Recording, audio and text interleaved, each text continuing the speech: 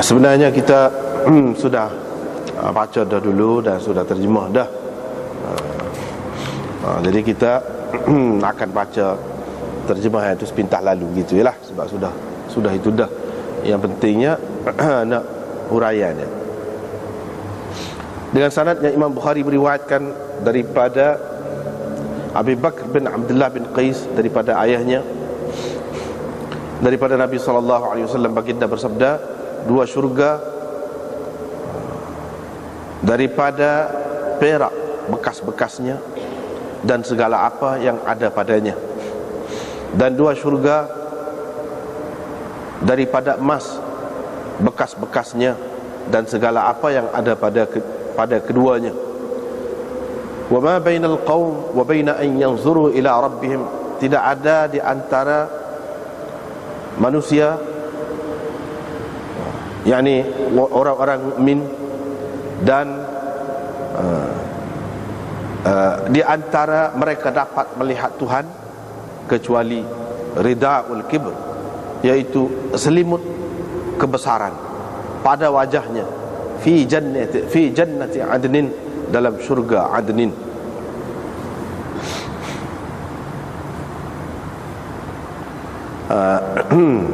Di sini disebutkan ada dua syurga. Dua syurga tu mana? Syurga suku ke? Syurga tu dia ada 8 syurga. Maksud dua syurga di sini ialah dua syurga yang lengkap, yang berpasangan. Itu maksudnya dua syurga tu. Dua syurga tu mana? Syurga yang lengkap diberikan. Seperti mana kalau kasut misalnya, kalau sebelah tu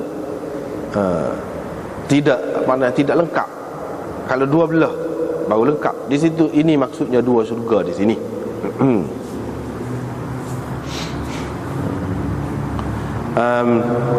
Dengan makna syurga yang lengkap, satu. Yang kedua ialah syurga yang lain selain daripada hak umum ni, iaitu dalam Quran disebut wa min dunihima jannatan. Selain daripada syurga tu, hak dua tu ada lagi hak lain. Mana hak lain yang sempurna juga, dan lengkap juga, seperti hak dua sebelum itu. Maknanya suku-suku pula lah, masing-masing dengan keistimewaannya. Bekas-bekas dia dan segala apa yang ada dalamnya, dengan katilnya, dengan gaponya, kita kata daripada perak belaka. Daripada perak. Dan dua syurga pula sebab tadi juga dengan makna syurga yang lengkap diberikan kepada seseorang itu sesuai dengan amalan dia lah. Daripada emas saja, bekas-bekas dia, segala apa yang ada dalamnya pun daripada emas belaka.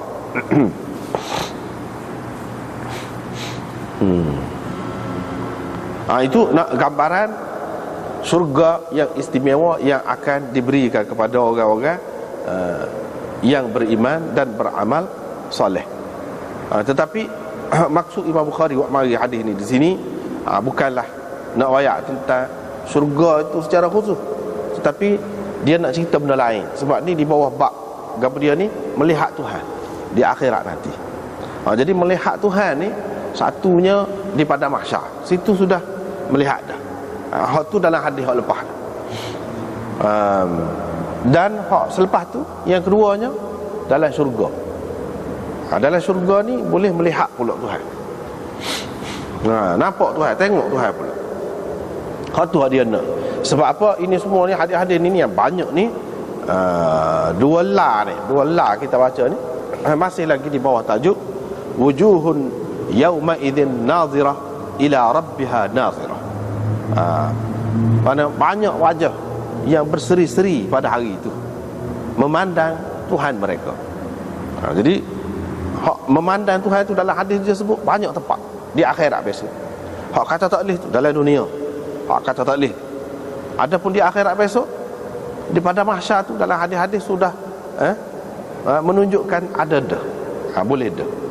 Hak ni nak cerita hak dalam syurga. Hak dalam syurga. Dan tidak ada yang menghalang orang ahli syurga tu daripada melihat Tuhan selain daripada ridaul kibr, selimut kebesaran, selimut keagungan. Ini selalu kita jumpa bahasa-bahasa yang seperti ini dalam hadis. Apabila dia menceritakan tentang Allah Subhanahu Wa Taala, dia mengguna bahasa isti'arah. Dia mengguna bahasa isti'arah, bahasa pinjaman ni, bahasa sindiran, kiasan. Bukan jelas menunjukkan makna dia sebenar. Mana selimut ni, mana kain selimut lah. Bukan makna lagu tu. Selimut ni kain selimut lah. Sebab kain selimut ni bukan kain selimut biasa, kain selimut kebesaran. Selimut kebesaran. Jadi apa makna selimut kebesaran itu? Mana kalau selimut, kalau tudung kan tak nampak. Kalau tudung kan tak nampak sesuatu tu. Maknanya apabila dibuka selimut, dibuka tudung tu, nampak selalu. Begitulah juga dengan keadaan orang yang dalam syurga tu. Maknanya terlalu dekat, terlalu hampir kepada Allah Subhanahu Wa Taala pada ketika itu, sehingga tidak ada sesuatu halangan, hijab. Tak ada banyak hijab, tak ada banyak dinding, banyak halangan. Yang ada hanyalah hijab kebesarannya. Yang ada hanyalah kelubung ataupun selimut kebesaran, keagungan dia. Bila dia buat hak tu, dia buka hak tu, nampak terus. Nampak terus lah. Gitu. Maksudnya rida itu makna halangan. Sebab itulah ulama-ulama kita dia ada dua kumpulan lah, seperti yang dulu kita sudah bicara. Dia sebut sama ada golongan yang mahu takwil ataupun tidak mahu takwil. Hak tidak mahu takwil juga dia kata selimut kebesaran yang layak dengannya lah. Ini adalah sifatnya. Sifat Allah Subhanahu Wa Taala yang tidak serupa dengan makhluk. Walaupun sebut selimut gitu gini, bukan makna selimut serupa kain selimut kita tu. Dan kebesaran, bukan makna kebesaran kita dalam dunia ni, bukan. Yang layak dengannya. Ada juga yang mengatakan selimut kebesaran itu maksudnya kepada dia, iaitu halangan. Ini orang panggil dalam hasyiah kita ni pun ada. Dia sebut apa ni?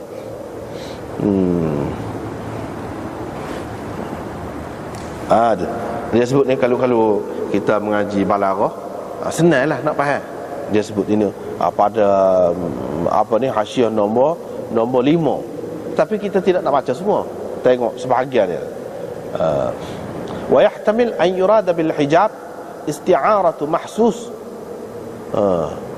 li ma'qul lianna al hijab hissi, supaya juga rida tu, wal man'u aqli. Gitu. Ini orang panggil isti'arah, sesuatu yang mahsus untuk sesuatu yang ma'qul. Juga panggil bahasa pinjaman dalam bahasa Arab diguna. Pinjam sesuatu yang mahsus, boleh dilihat, boleh dipegang, boleh dirasa, macam kain selimut tu. Itu orang panggil mahsus, yang boleh dikesan dengan deria kita, penglihatan kita pegang boleh. Jadi isti'arah tu, pinjam benda lagu tu untuk sesuatu yang makul. Makul ini hanya boleh difaham dengan akal sahaja. Hak boleh difaham dengan akal tu apa dia? Iaitu halangan. Itu yang kita kata halangan tadi. Jadi ulama-ulama yang takwil, dia kata halangan. Tidak ada yang menghalang manusia yang duduk dalam syurga tu daripada melihat Tuhan selain daripada halangan kebesarannya. Halangan. Itu makna. Seperti mana selimut itu menghalang daripada kita nampak sesuatu yang di bawahnya, maka begitulah juga halangan yang Allah Subhanahu Taala jua, yang Maha tahunya apa halangan yang tidak membolehkan kita melihat dia. Tetapi bila dia buang halangan itu, kita dapat melihat. Dengan cara lagu mana? Dengan cara kebesaran tu, keagungan dia tu kalau nampak sepenuhnya kepada kita sebagaimana hakikat dia, sebagaimana hakikat sepenuhnya, tidak mampu kita. Tidak mampu kita. Dengan sebab itu dia kata buang ridak kebesaran itu. Jadi sehingga kita tidak nampak sekeras itu. Satu. Yang kedua, dengan cara dia memberi kemampuan kepada penglihatan kita, sehingga kita tidak mampu lihat, kita boleh lihat. Kita boleh lihat. Misalnya sesuatu yang keras, yang tajam ni, supaya kita kata matahari. Misalnya matahari, bolehkah kita tentang dengan mata gini? Tak boleh, pasal keras sangat. Keras tu sangat, tajam sangat tu. pedih mata kita, tak boleh tengok kan? Tak boleh tengok. Kecuali dengan cara lagu mana? Dia kecikkan. Dia kecikkan kuasa tu. Jadi kita boleh kelih lah. Sekolah lampu kan ada lampu boleh curok, boleh gelak sikit tu. Kita kata apabila dia gelak, jadi tidak kuat, kita boleh tentang. Satu cara. Satu lagi cara dengan dia beri kekuatan kepada mata kita. Tidak berubah tu, tetap lagu tu lah. Gitu. Sebabnya tajalli kebesaran Tuhan ni, kalau dia buka, dia boleh hancur. Hak itulah pada Nabi Musa bila minta nak tengok Tuhan tu, Allah SWT tajalli kepada bukit tu, jadi hancur. Itu makna hebat dia. Kerah tu. Mana dalam keadaan kita biasa ni tak gerak. Tetapi kalau dia buka ridak itu, jadi mampu kita. Itulah keadaan itulah yang boleh tengok Tuhan dalam syurga tu. Boleh tengok dalam Tuhan dalam syurga tu, dia sama ada dua keadaan tu ada. Iaitu dia menyatakan dirinya kepada kita dalam keadaan yang padan dengan kita, untuk melihatnya. Gitu. Yang kedua, dengan menguatkan deria penglihatan kita tu. Jadi sehingga kita mampu, walaupun dia tu sepenuh dalam hakikatnya, sepenuh dalam hakikatnya, kita nampak. Kita nampak juga, boleh tengok juga.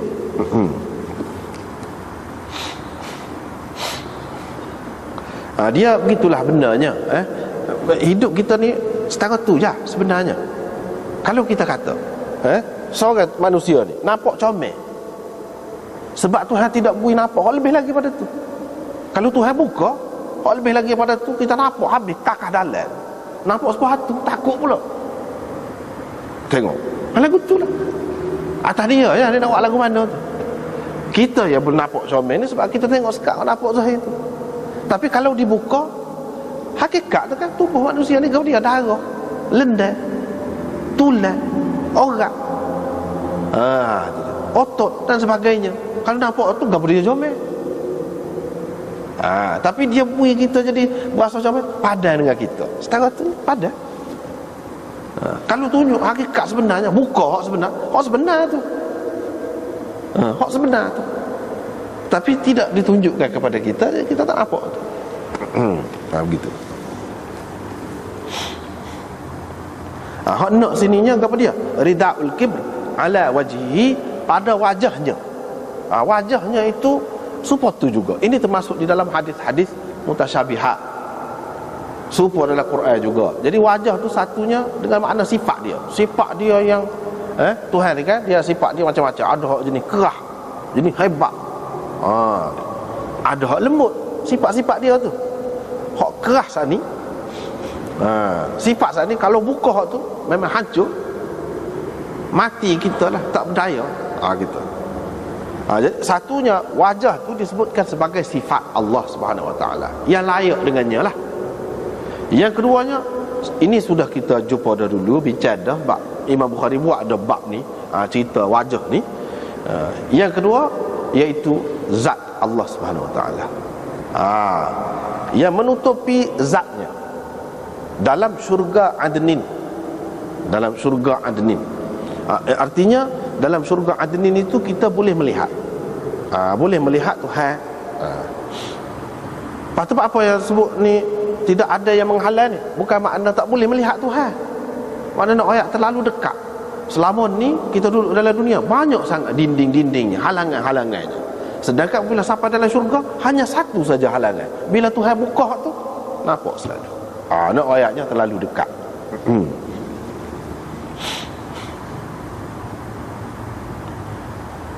Dengan sanadnya Imam Bukhari meriwayatkan daripada Abdullah, beliau berkata, sesiapa yang membaham harta seseorang muslim dengan memberikan sumpah palsu, dia akan bertemu dengan Allah dalam keadaan Allah memurkainya. Abdullah berkata, kemudian Rasulullah sallallahu alaihi wasallam membaca sebagai membenarkan apa yang dikatanya itu sebahagian daripada kitab Allah, yakni ayat Quran, iaitu sesungguhnya orang-orang yang menukar janji Allah dan sumpah mereka untuk mendapat sesuatu yang sedikit, mereka itu tidak ada habuan langsung tidak mempunyai habuan langsung di akhirat nanti, dan Allah tidak akan bercakap dengan mereka. Wala yanzuru ilaihim. Dia ada tu al-ayah, dia kata baca lagi ayat tu. Kalau baca lagi ayat tu, kita akan jumpa Allah SWT tak akan tengok.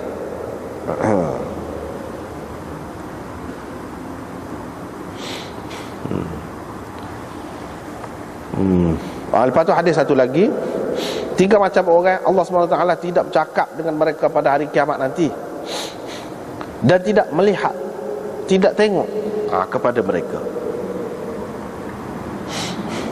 Yang pertama, orang yang bersumpah kerana barang dia ataupun atas barangnya, bahawa dia telah pun diberikan lebih banyak daripada apa yang diberikan kepadanya. Maksudnya apa ni, dia kata tak ada orang nak mahal lagi pada ni, ni kita murah ni, padahal tak ada dek pun. Mana ada orang nak bui kepada dia, nak beli dengan harga 200, kita kata, padahal tak ada dek. Lah ni nak 100 ni, 100. Tadi mana ada orang nak bui 200 pun kita tak sibui lagi. Misalnya gitu.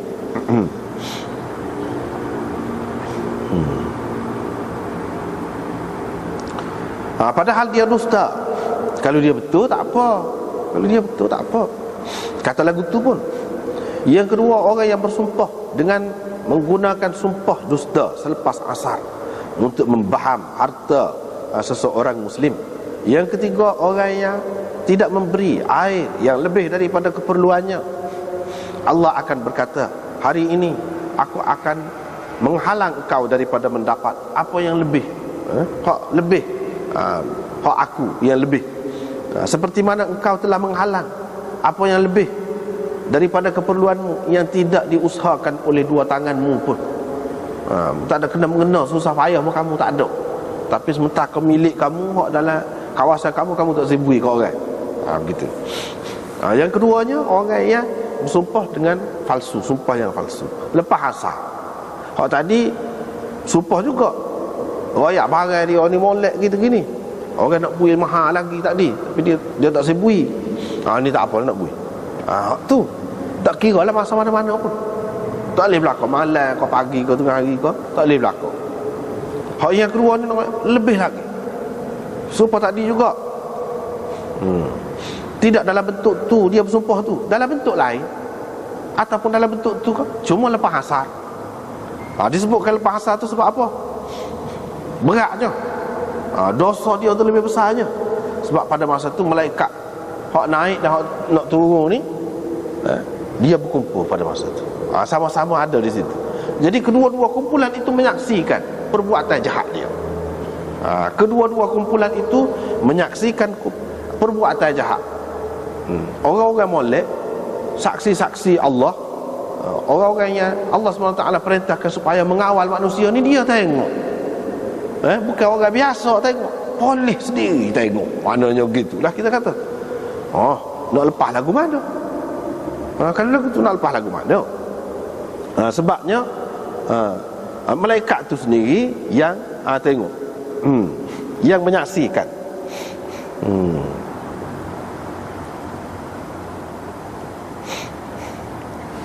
Itu yang pertama. Yang keduanya boleh jadi juga, dia nak untung, nak tutup kedai ni kan, dia nak untung, nak tutup dah, nak boleh banyak lah, dia kata lagu tu, dia bersumpah. Itu yang kedua. Yang ketiganya boleh jadi juga kepada keadaan seseorang itu dia tidak dapat untung sehari tumah tu, jual tu tak boleh untung. Takkan nak balik dalam keadaan tidak untung. Maka dia menipu di akhir hari dia tu. Tak boleh juga. Kalau tipu sepanjang hari tu lagilah tak boleh. Mana kalau tipu masa tu pun tak boleh juga. Sebab apa? Tak boleh kita fikir keuntungan yang kita nak dapat ni hari tu saja. Boleh jadi Tuhan beri hari lain. Rezeki ni tak boleh kira. Kita tak usah duduk berambak dengan benda-benda yang seperti itu yang kita tidak pasti, sehingga kita menggunakan nama Allah bersumpah, itu tak boleh.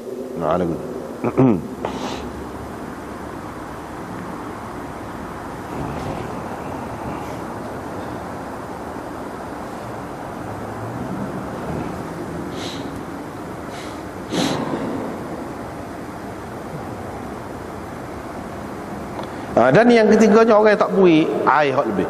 Di sini sebut air saja kah? Tidak air saja, mana barang-barang. Hak dalam Quran dia sebut wayamna'unal ma'un. Mereka tak bui barang-barang kecil lah, remeh-temeh yang diperlukan orang, yang tidak menjejaskan dia. Tidak menjejaskan dia. Gitu. Gapo-gapo lah, tangga ko, parai ko, gapo-gapo lah, gesek ko misalnya. Dengan sebab dia tak bui itu, padahal sikit je keperluan orang. Dan tidak menjejaskan dia pun. Air ko, macam di sini dia sebut air sebab air itu sangat diperlukan, terutamanya kepada orang yang duduk di negeri Arab tu. Dia sangat memerlukan air. Air yang lebih daripada keperluan, yang tidak diusahakan oleh dua tangannya. Kalau diusahakan oleh dua tangan dia beli napih. Kita kata dia beli napih air hak molek tu gak mahal juga. Dia walaupun air sejuk, dia ambil air sejuk tu, dia tapih dia jual. Tak apa, hak tu diusahakan oleh dua tangan dia. Hak ni hak tidak diusahakan oleh dua tangan dia. Ada dalam kawasan dia tu telaga, hak dia tidak gali. Sungai kau, dia tak bui orang. Pergi ambil air di situ. Padahalnya apa lagi lah, ada juga kan jenis orang jenis bering tu, dia tak usah bui orang. Padahalnya bukan hak dia. Dia nak menguasai tempat tu. Kalau hak dia pun, sepatutnya benda-benda yang seumpama itu, yang tidak menjejaskan dia. Dan hak ni tak ada usaha dia gali gapo. Hak tu tak boleh. Tapi kalau hak diusahakan oleh kedua tangannya, maksudnya kena belanja, susah payah dia, hak tu tak apa. Hak tu tak apa.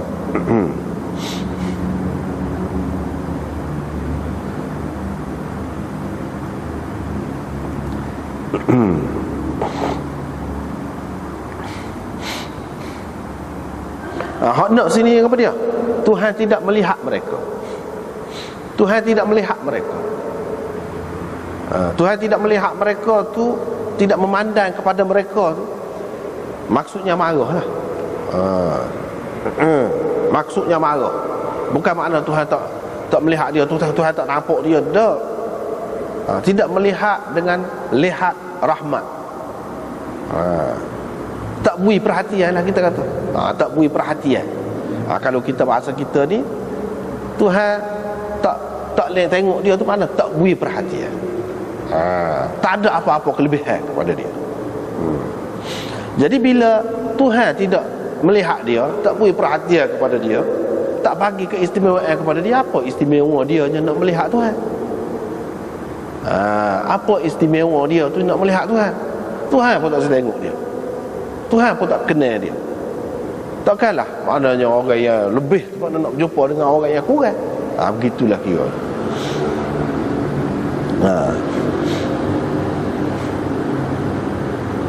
Kemudian orang ni tidak semestinya dia ni tidak Islam. Tidak semestinya dia tu tidak Islam. Hak Islam mana tak boleh tengok juga. Tak boleh tengok. Tak boleh tengok ni mana? Kalau dalam syurga tu boleh tengok tu dah. Hak ni dalam ayat ni, kalau kita tengok dalam hadis-hadis yang lain disebutkan di padang mahsyar. Di padang mahsyar. Tak boleh tengok. Gitu dia. Boleh jadilah tak boleh tengok tu kerana dia ni munafik sebenar-benarnya, ataupun sebagai hukuman lah kepada dia. Di situ. Kemudian riwayat daripada Abi Bakrah daripada Nabi SAW, baginda bersabda, zaman masa telah pun beredar seperti keadaannya semasa Allah menjadikan, ataupun pada hari Allah menjadikan langit-langit dan bumi. Bulan apa ni? Tahun itu 12 bulan, terdiri daripada 12 bulan. 4 bulan daripadanya adalah bulan haram, 3 daripadanya berturut-turut, iaitu Zulqa'dah, Zulhijjah dan Muharram, dan Rajab Mudhar yang terletak di antara Jumada dan Sya'ban. Bulan apakah ini? Kami kata Allah dan Rasulnya lebih tahu. Dia pun diam, sehingga kami ingat dia akan menamakan bulan itu dengan nama lain. Nabi SAW pun tanya, bukankah ini bulan Zulhijjah? Kami kata iyalah. Dia pun kata, negeri apa ni? Bandar apa ni? Kami kata Allah dan Rasulnya lebih tahu. Dia pun diam, sehingga kami ingat dia nak bubuh nama lain. Nabi SAW pun tanya, bukankah ini bandar ni, bandar Mekah? Kami kata iyalah. Qala, Nabi SAW, ada perawi kata, qala fa ayyu yawmin hadha? Nabi SAW kata lagi, dia tanya lagi, hari gapo ni? Kami kata Allah dan Rasulnya lebih tahu. Fasa kata Nabi SAW pun diam, sehingga kami ingat dia akan menamakan dengan nama lain, hari lain, nama. Nabi SAW pun kata, bukankah ini hari Nahar? Ini hari yang ke-10 Zulhijjah. Kami pun kata memanglah. Nabi SAW pun kata, maka sesungguhnya darah-darah kamu dan harta benda kamu.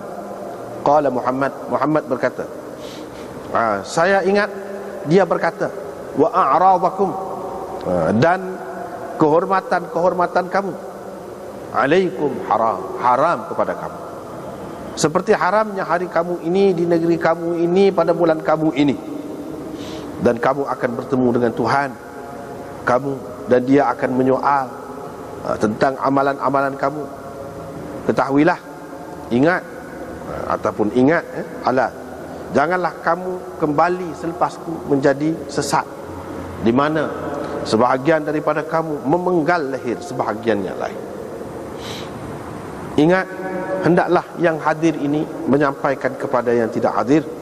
Boleh jadi sebahagian daripada orang yang disampaikan kepadanya itu lebih mengerti tentangnya daripada sebahagian orang yang mendengarnya, yang ni sekarang ni. Muhammad berkata, Muhammad apabila dia menyebutkan hak ni, ayat sani tu, apa ni, liyuballigh syahid al-ghaib fala'alla ba'dha man yablughuhu, dan seterusnya. Bila dia sebut hak ni, semua pun dia kata, sadaqan nabiyyu sallallahu alaihi wasallam, benarlah Nabi sallallahu alaihi wasallam. Kemudian dia berkata, ala hal ballaghtu, ketahuilah, adakah aku sudah sampaikan? Adakah aku sudah sampaikan? Begitulah Nabi sallallahu alaihi wasallam kata. Jadi hak ni hadis ini sudah banyak kali kita sudah berjumpa dah, macam-macam bab dah sebelum pada ni, sampai ke akhir ni pun ada. Hak Imam Bukhari naknya sebenarnya, wasatalqauna rabbakum, situ kamu akan berjumpa Tuhan. Jadi berjumpa Tuhan tu bukan berjumpa lagu mana. Kalau tak tengok, kita nak kata jumpa lagu mana kalau kita tak tengok? Dia ambil kesimpulan situ. Bila kata berjumpa, maksudnya akan dapat melihat Tuhan. Kamu tu maksudnya orang Islam. Di sini cerita orang Islam. Hak tu Imam Bukhari nak. Ada pun hak lain-lain tu dia nak cerita je. Orang zaman jahiliah ni dia tukar bulan tu sampai jadi bercelaru. Tak boleh nak tahu hak sebenarnya, hak mana. Pasal apa? Pasalnya dia nak buat hak dia nak buat lah. Di zaman jahiliah lagi sudah diterima di kalangan orang Arab ni, dia tak cekak juga manusia ni pun perai sombong kan. Lama-lama dia nak berhenti. Ataupun kalau perai tiap-tiap tahun pun, takkanlah panjang tahun tu nak perai sombong.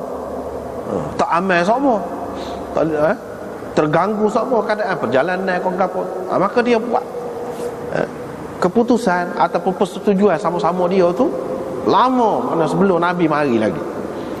Iaitu ginilah, pada beberapa bulan kita tak sah ceroboh mencerobohi, kita tak sah ganggu orang, kita tak sah perai. Gitu. Tapi ada hak jenis kerah kepala ni, dia tak sah lah. Misalnya dia perai-perai sikit lagi nak benar ni, tapi dah masuk bulan tu tak boleh perai, kena berhenti lah tu. Inilah masa kita nak pukul je, nak mati, nak habis. Jadi yang masuk dalam bulan hak haram tu, hak dia sendiri sudah terima tu, masuk sikit, hak nu pun balah lagu tu pula. Ataupun dia kata kita tukarlah, oleh kerana tak sesuai bagi dia ni bulan ni nak molek kalau kita nak serai pokok dia ketika dia lemah ni. Misalnya Dia pun gantilah muka 4 bulan tu kan. Jadi kita tundakan. Kita tundakan ke belakang. 4 juga. Jadi kita ambil 4 juga. Cumanya hak mula-mula ni kita halalkan. Gitu. Lama-lama dia jadi kocak. Jadi kocak. Hak itulah maksudnya. Itu yang pertama. Yang keduanya, ada juga yang mengatakan kerana kepentingannya dia main-main benda-benda ni, masalah tarikh ni. Jadi maksud Nabi SAW ayat ni, tarikh ni tak boleh main-main, biar tetap, biar kemah molek, barulah senang nak kira. Dalam apa ni, jual beli, muamalah, urusan apa-apa pun senang. Jadi kita kena jaga. Hak ni kena jaga. Bukan sahaja orang Islam. Islam bila mari, dia menetapkan hak tu. Hak mana baik, hak orang kafir buat dulu pun kita terima. Hak mana molek tu. Hak mana molek. Artinya orang Islam dan orang kafir kena pakat-pakat jaga hak ni. Tak kira bukan orang Islam saja, kebaikan dia. Sebabnya kalau tak jaga, dia akan jadi bercelaru. Dia akan jadi bercelaru. Terutamanya bagi kita, oleh kerana bila Islam ni mari, dia tidak memansuhkan hak tadi, hak bulan haram apa tu tidak memansuhkan. Jadi kita kena jagalah hak tu. Kalau kita orang Islam nak perang pun, atau boleh perang pun, bulan tu tak boleh, kita kena jaga. Jangan jadi seperti orang kafir. Jadi sekurang-kurangnya kita orang Islam ni, orang kafir kau misalnya berasa aman. Kalau kita perang, ada masanya kita tak, kita jaga. Menunjukkan kita ni sebenarnya bukan nak perang. Kita ni bukan nak perang, tak ada arah. Hak tu yang jadi perang. Kalau nak kira hak asalnya, tak boleh ke mana-mana, nak pun tak boleh pada bulan tu. Pada bulan-bulan tu. Gitulah hak dia nak ajar kepada kitanya, iaitu nak menunjukkan kepada dunia bahawa kita orang Islam ni memang hidup dengan keamanan. Sebabnya dunia ni kalau kita kata tak ada aman, tak ada aman berlaku. Itu dari segi masa, dari segi tempat, aman-aman sungguh lah, sehingga binatang pun tidak terganggu. Tanah haram, ni bulan haram. Tanah haram tu mana tak boleh buat apa-apa. Cabut kayu tak tentu, kalau pokok kayu tak tentu, pasal tak boleh. Mana aman sungguh. Nak ajar kepada dia, biar kita ni terlatih. Biar kita ni terlatih. Cuba duduk dalam beberapa bulan yang aman tu, segala ke mana, selesa ke tidak, suka ke tidak. Kalau kita buat sepanjang tahun lagu tu, alangkah baiknya. Gitu. Begitu juga sebab Mekah tu, kalau kita lain pun, kalau kita jaga cermat sama, walaupun lain boleh, lain boleh buru gapo, igak gapo-gapo kita kata binatang, tetapi biar kita ada kawalan, ada peraturan. Hak Tuhan tak boleh, dak sekat tu ya boleh pun. Sekat tu ya boleh.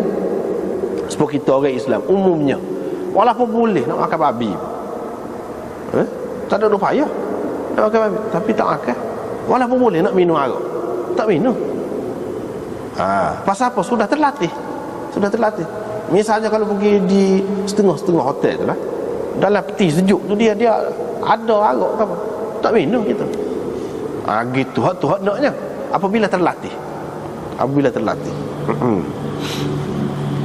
Maksudnya ialah mengikut perintah Allah SWT. Di sana perintah Allah SWT lebih ketat lagi. Di tempat lain bukan makna kita lepas bebas, tak. Kena ikut semacam gitu maksudnya. Kemudian dia kata Rajab Mudhar. Sebab bulan Rajab ni, Mudhar ni dia cukup jaga. Dalam banyak-banyak puak-puak kumpulan Arab ni, Mudhar ni puak-puak Quraisy lah, keluarga Nabi ni. Itulah Arab Mudhar. Dia cukup jaga hak ni. Orang lain tak jaga, ceroboh pun dia jaga. Sebab tu orang sebut Rajab Mudhar. Sebab terkenal dia ni kumpulan yang sangat jaga bulan-bulan haram. Lepas tu Nabi SAW sebut bulan gapo. Sahabat ni tahu dah bulan gapo, hari gapo, tempat gapo, tahu dah. Tapi dia tanya ni apa, takut ada benda baru ke? Lepas tu dia senyap pula, kau nak bubuh nama lain kau pula. Tak boleh kira.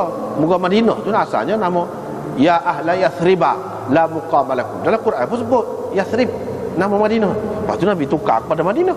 Tak boleh kira, takut nak tukar lagu tu. Rupanya dia nak menarik perhatian. Bulan ke apa? Bulan haram. Ni tanah ke dia? Tanah haram.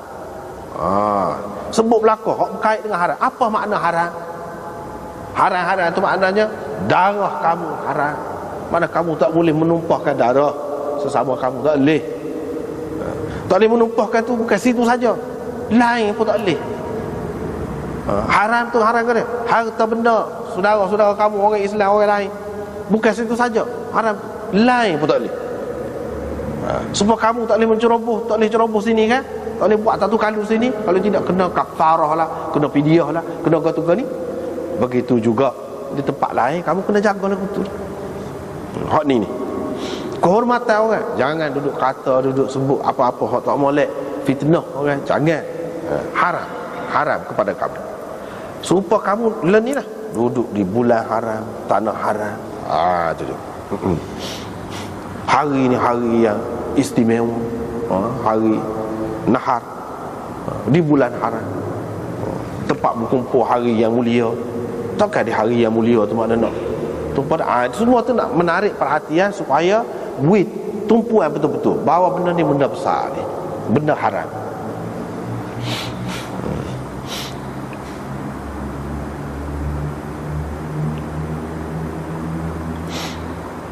Lepas pada tu Nabi SAW pesan lagi, ini masa haji wadak ni, haji perpisahan. Nabi SAW kata, ingat lepas ni jangan balik jadi sesak mula sesak. Dalam setengah riwayat dia kata kufara, jangan kamu jadi kafir semula, kembali menjadi kafir. Mula kafir, sebab kafir ni gelak kan. Sesak-sesak ni mana gelak, tak molek. Kamu sudah dapat hidayah dah, dapat cahaya dah, jangan balik jadi lagu tu semula lah. Cara dia sebut-sebut ni mengisyaratkan tak lama dah dia tu. Tak lama dah pesanan terakhir. Sebab tu orang panggil haji wida, haji perpisahan. Di mana sebahagian kamu memenggal leher sebahagian lain, duk bertetak, janganlah begitu. Ni tetak ni, tetak ni. Tidak nanti tetak saja, tidak nanti leher saja, mana-mana pun bunuhlah maksudnya, ataupun buat nyaya kepada satu sama lain, janganlah begitu. Ingat, kata dia, ingat mana mari ni bukan semua orang Islam mari, ada hak tak boleh mari. Ada hak bukanlah ni generasi akan datang, hak tu hak tak ada lagi. Hak tak mari, ada dah tak mari, balik royak. Ataupun hak tak ada lagi. Sebab kita ni lah, hak tu lah generasi sahabat jaga molek, royak. Hak tu tabi'in jaga molek, royak pula. Dengan adab seperti yang kita belajar dalam hadis ni sampai kepada zaman kita ni, kita tahu Nabi pesan lagu ni kena royak, kena royak. Agama Islam ni bukan dia ni susu dak, jenis royak, jenis agama dakwah. Sebab apa? Sebabnya boleh jadi orang yang disampaikan itu lebih mengerti daripada orang yang mendengarnya. Bukan semua, sebahagian. Ada orang yang disampaikan itu lebih mengerti lagi daripada sebahagian orang yang mendengarnya hari ini. Apa faedahnya? Sebab hadis-hadis ni dia bukan untuk satu zaman, untuk sampai kiamat. Lebih mengerti itu boleh jadi berdasarkan kenyataan. Zaman itu tak berlaku lagi, orang tak faham apa dia maksud Nabi. Kemudian orang faham. Pasal apa? Disaksikan oleh mereka sendiri. Misalnya bila Nabi kata suruh selai lalak tu, hok masuk dalam minuman tu, tak faham dia tu, dia royak semacam. Baru mari orang kemudian ni dia menyaksikan sendiri, betul. Dia banyak racun yang ada pada apa-apa benda tu, penawar pun ada dekat situ juga. Tu dapat satu ilmu. Dapat situ juga, dekat-dekat tu lah. Nabi SAW pun royak dah. Biasanya dia jatuh kot sayap tu, ada racun tu. Sayap ada satu lagi, itu penawar dia. Maknanya satu gerbang ilmu dia buih, dia royak kita kepada pengkaji. Kemudian dia banyak benar lah racun ular, penawar dia duduk situ juga. Hak gatal ke apa dia, penawar dia pun duduk situ juga, dekat-dekat tu. Kita banyak dapat faham ahli ilmu. Banyak juga hadis tu sahabat dia tak faham, banyak sangat dia gitu selapis gitu je. Boleh kepada puak-puak mujtahidin ahli fiqh, dia kembangkan hadis itu sehingga macam-macam masalah boleh keluar. Itu maknanya orang yang disampaikan itu ada kalanya lebih mengerti daripada orang yang menyampaikannya. Hak dengar hari ni tapi tidak semua hak dengar hari ni tidak lebih faham. Sebab itu dia kata min ba'dhi man sami'ahu, daripada sebahagian orang yang dengar. Tapi cara nak menyampaikan hadis tidak semesti faham siapa sedalam-dalam. Dok. Sampai ke hak zahir dia cukup. Ahli dia akan dapat memahami. Orang yang ngaji kau tinggi, kau banyaklah boleh faham. Begitu. Bukan semua hak tinggi-tinggi, hak hebat-hebat seperti Sayyidina Umar, Sayyidina Abu Bakar tu tinggi dah faham dah pada masa tu. Dia dengar dan dia faham dia tu. Orang kemudian ni tupai hak dia. Faham dia tu. Siapa setara tu orang kemudian ni tupai dia. Sehingga Syah Waliullah kata, kalau imam pak mazhab ni orang panggil, dan imam-imam yang seumpamanya lah orang panggil mujtahid mutlak, maka pada hakikatnya kata dia, bagi saya imam-imam hak ni hak orang panggil mutlak ni, kalau nisbahkan kepada Sayyidina Umar, mujtahid muntasib sebenarnya, bukan mutlak. Hak mutlak sebenarnya Sayyidina Umar. Siapa setara tu? Syah Waliullah kata. Maknanya kadang-kadang faham orang dulu ni, orang kemudian ni ambil hak dia, yang pecah hak dia, duk hurah hak dia. Dalam tu. Dalam. Tapi setengah-setengah tu dia tak faham, dia faham hak zahir. Dia sampaikan ada manfaat kepada orang lain. Ada banyaklah. Sama ada dari segi kita tengok kenyataannya memang berlaku di zaman kita, kita pun faham, mudahlah nak faham. Mudahlah nak faham. Orang zaman dulu tak faham.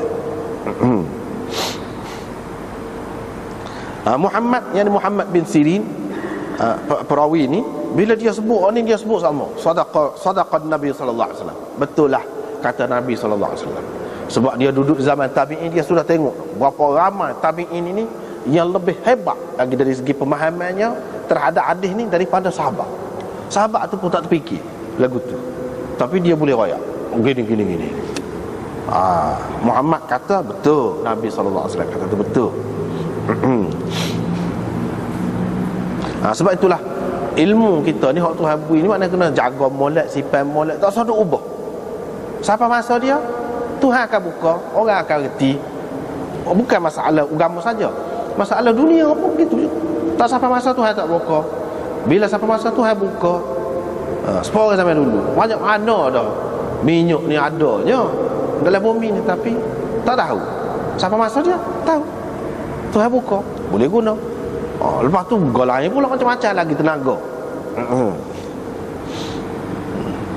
Bab ma jaa fi qaulillah, ini bab firman Allah, inna rahmatallahi qaribun minal muhsinin. Sesungguhnya rahmat Allah itu hampir kepada orang-orang yang berbuat baik. Rahmat Allah itu hampir kepada orang-orang yang berbuat baik.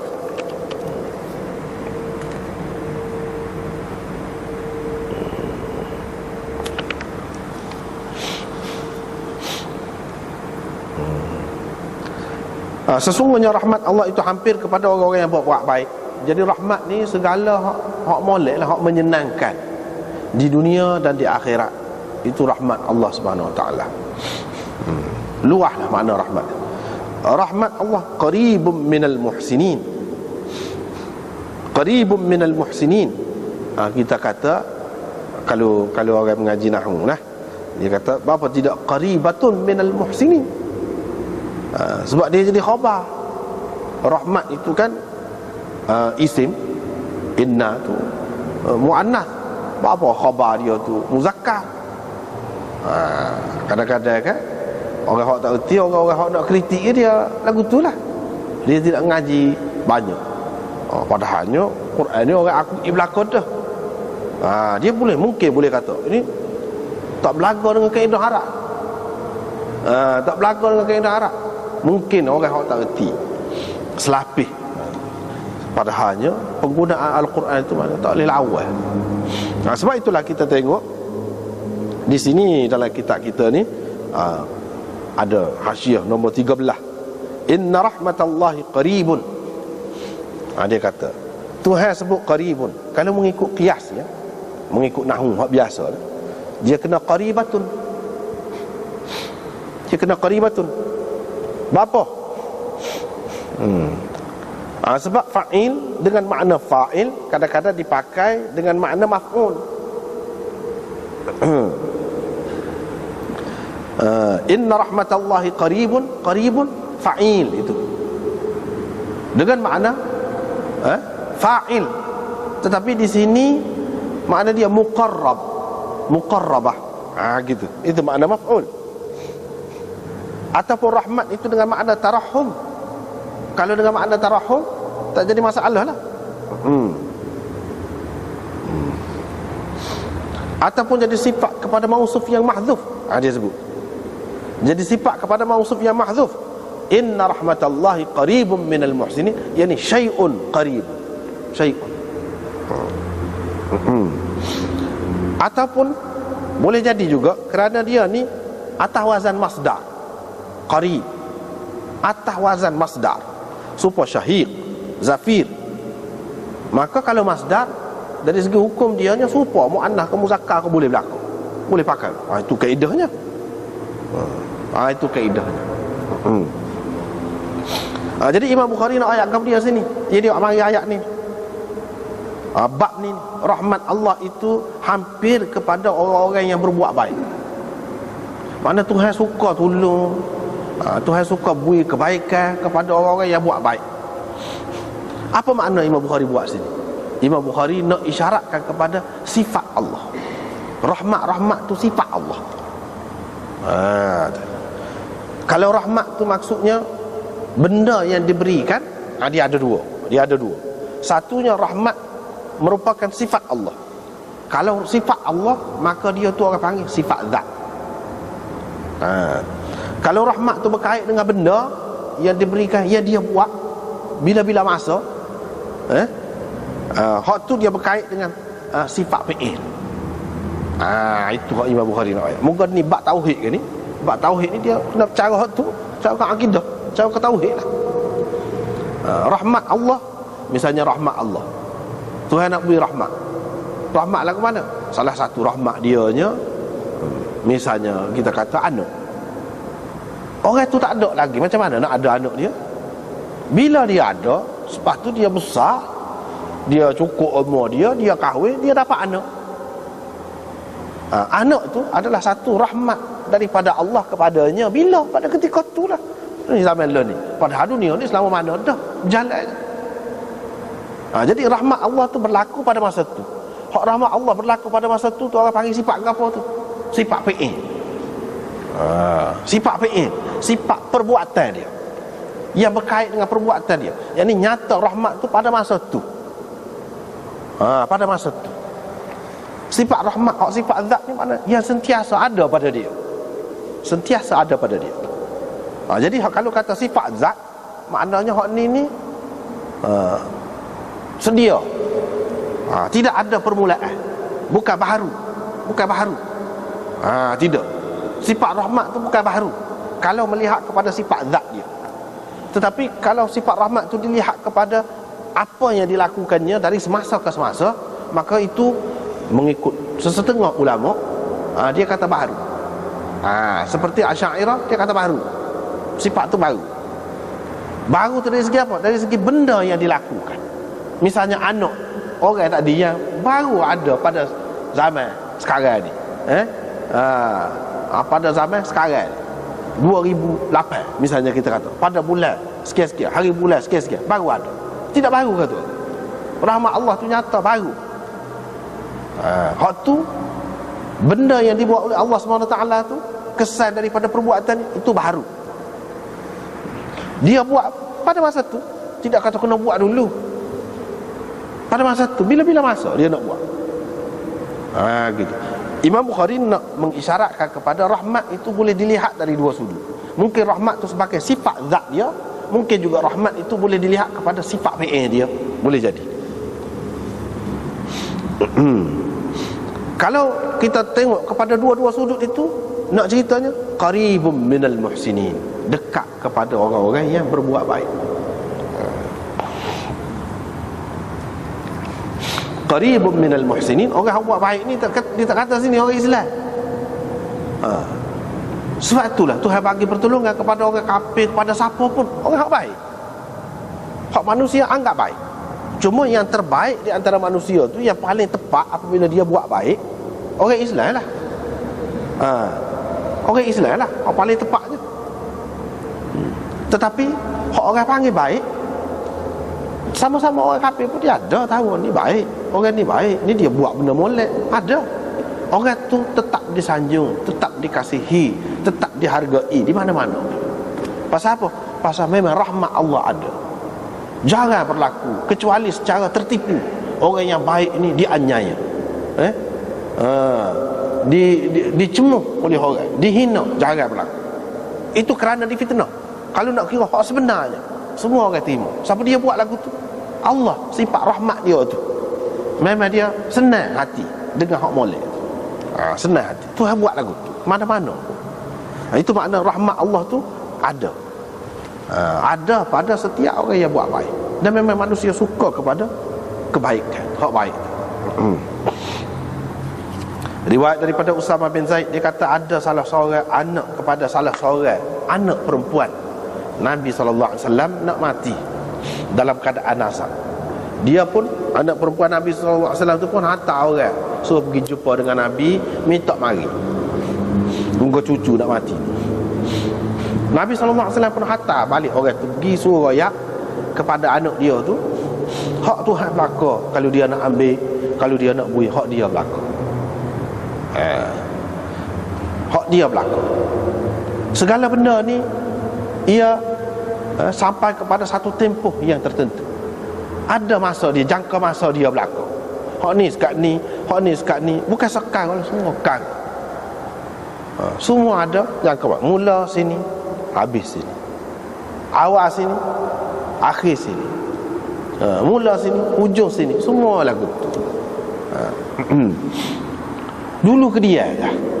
Hakikatnya kena ambil juga nyawa tu kalau manusia. Maka biarlah dia sabarlah. Biar dia menghitung pahala. Biar dia kira hak ni semua ni berlaku ni dapat pahala kepada dia, bukan saja. Orang tu pun kelik pergi royak lah ke anak dia. Anak dia tak tahan dah.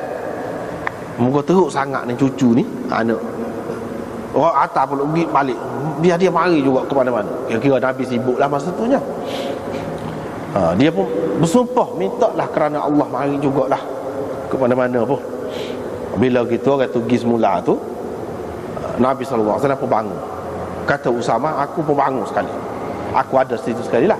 Mu'adz bin Jabal, Ubay bin Ka'ab, Ubadah bin Samit pun ada sekali. Pakat bangun belakang, pergi. Bila kami masuk dalam rumah tu, orang pun Allah kepada Nabi SAW, cucu dia tu. Cucu dia tu dalam keadaan nafas dia tu bunyi kok bunyi lah.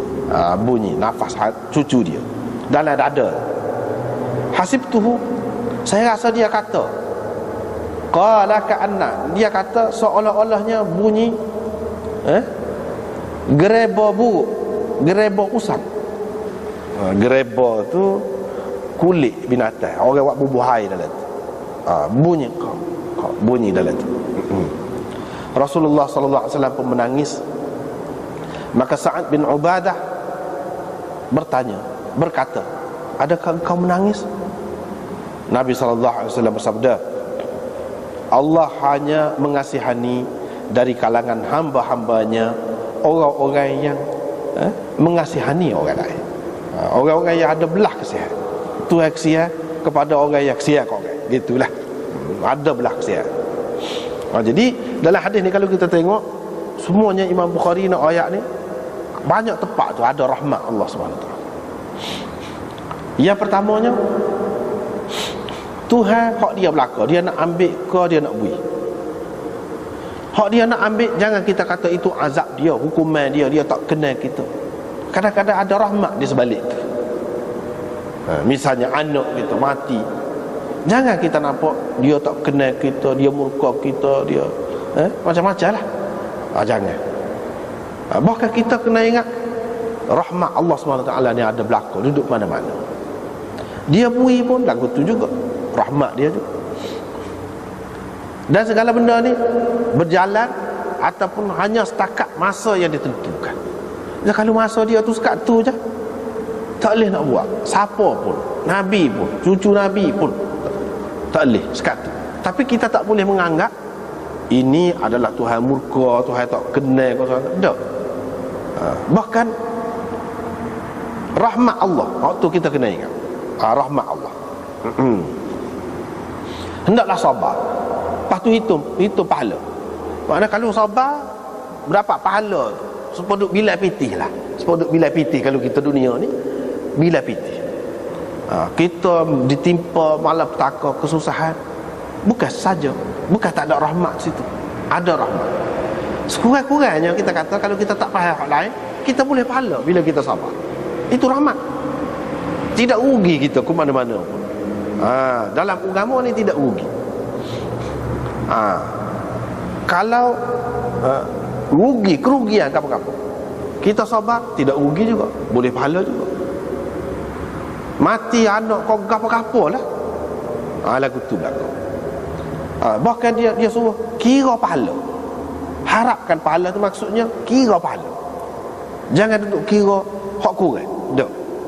Kira hak molek. Sebab apa? Sebab semua itu berlaku dengan rahmat Allah SWT berlaku.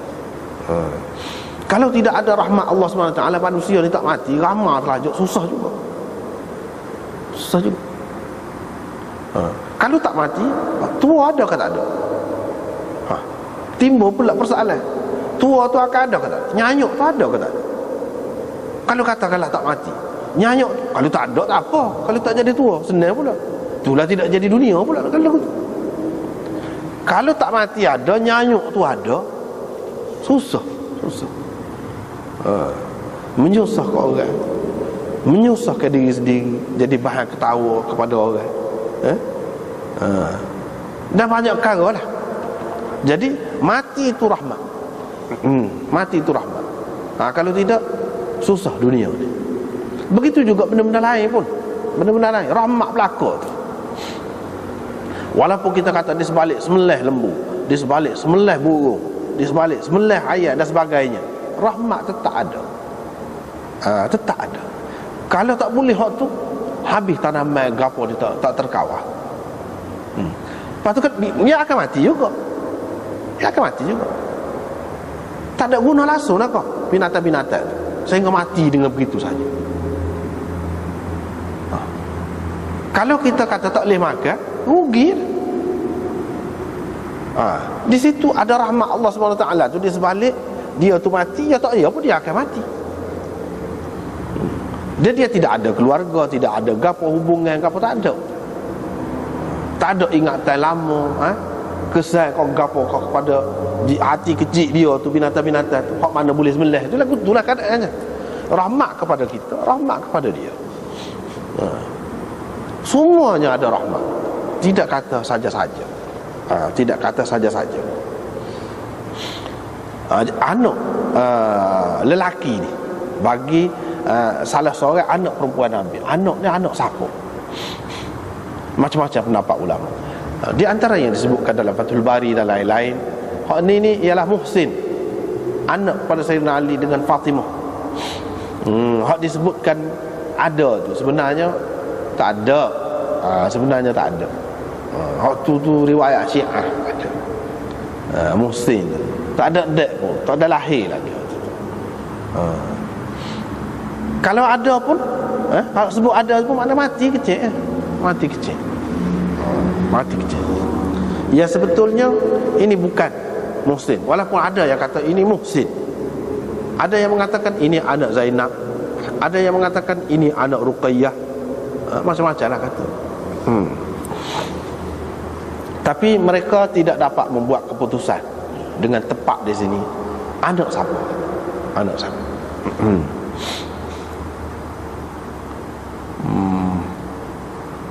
Rasulullah sallallahu alaihi wasallam menangis tu, jerit. Itu pun kesan rahmat, kesian. Bila ada kesian belah dia jadi jerit. Kita tengok kena teruk sangat jadi kesian, jerit. Tu ada belas kasihan. Itu adalah kesan rahmat. Kesan rahmat. Sebab kita diciptakan oleh Tuhan yang mempunyai sifat rahmat. Sifat rahmat. Rahman Rahim tu rahmat je lah. Belakang mari situ belakang lah. Tuhan yang mempunyai sifat tu, dia buat kita, sebab tu kita ada lagu tu. Cuma kita tidak serupa lah dengan rahmat dia tu. Tuhan tak ada lah terkesan apabila melihat sesuatu supaya kita, walaupun dia ada sifat belah kasihan tu, nak jerit supaya kita tak. Tetapi makna daripada jenis tu, jenis tu, bila ada hak ni nak bela, nak jaga, ada tu. Tu bayangan sifat Tuhan tu, bayangan sifat rahmat Tuhan tu ada pada manusia. Ada pada manusia. Iaitu apabila kesian, maka kita nak jaga dia, kita nak lindungi dia. Macam-macam lah cara kita buat. Dia kena timbul kesian dulu, barulah ada tindakan tu. Tetapi sama sekali tidak serupa dengan sifat rahmat Allah Subhanahu Wa Taala. Nak ayatnya hak ni, tengok tu ada tu. Sa'ad berkata, adakah engkau menangis? Sebab dia ingatnya Nabi tak beri jerit. Nabi kata Tuhan tak kenal lah, Tuhan laknat lah. Padahalnya hak tu maksudnya hak meraung tu, meraung atau tepik tu, hak tu hak tak berinya. Adapun semata-mata menangis, mengalir air mata begitu, hak tu tak apa. Bahkan itu tanda orang tu hatinya lembut. Tanda hatinya lembut. Dia pun kata Tuhan Allah hanya kesian kepada orang yang ada sifat kesian. Artinya sifat rahmat Allah SWT itu lebih banyak, lebih hampir ada kepada orang yang ada sifat tu, sifat belah kesian, sifat simpati tu, kepada orang lain.